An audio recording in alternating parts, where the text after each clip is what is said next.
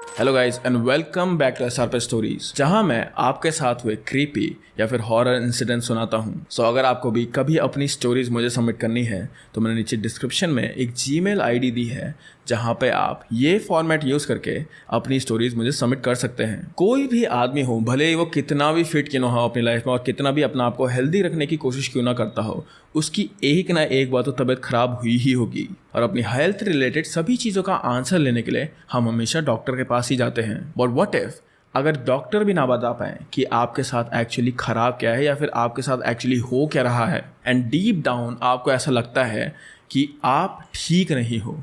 Of course ये बात है, कोई भी जिसके साथ भी ऐसा होगा वो पैनिक ही करेगा। हमारी आज की स्टोरी भी कुछ ऐसी ही है।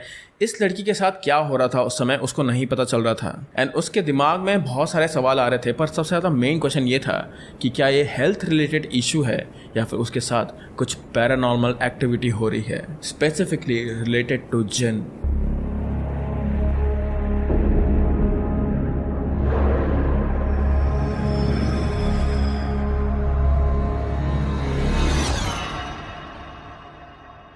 मैं मिज़ोरम से बिलोंग करती हूँ और ये मेरे साथ तब हुआ था जब मैं 16 साल की थी और 11th में पढ़ रही थी। ये इंसिडेंट 2021 का है और क्योंकि उस समय कोविड था इसीलिए सभी क्लासेस ऑनलाइन हो रही थी, जिस वजह से मेरा ज़्यादातर टाइम अपने रूम में अकेले ही निकलता था। मैं उस समय हार्ट ब्रेक से भी डील कर रही थी, इसीलिए मैंने खुद को अपने रूम में ही आइसोलेट कर लिया था। मैं किसी से, इवन अपने पेरेंट्स से भी ज़्यादा बात नहीं करती थी और रूम से खाना खाने के लिए या किसी ज़रूरी काम से ही निकलती थी। कभी कभी तो मैं खाना खाना भी स्किप कर देती थी।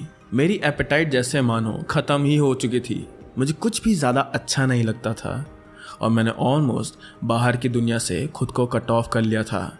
टाइम से खाना ना खाने की वजह से और इतनी अनहेल्दी लाइफस्टाइल की वजह से मेरी तबीयत दिन ब दिन और ख़राब होती जा रही थी। मैंने बहुत ज़्यादा वेट लॉस कर दिया था और मेरे स्टमक, चेस्ट और हेड में काफ़ी दर्द रहने लगा था और मुझे एंग्जाइटी इश्यूज भी होने लगे थे। हम डॉक्टर्स के पास भी गए लेकिन किसी को भी मेरी प्रॉब्लम समझ नहीं आ रही थी। मेरी सभी रिपोर्ट्स भी नॉर्मल थी लेकिन मुझे पता था कि मैं ठीक नहीं हूँ।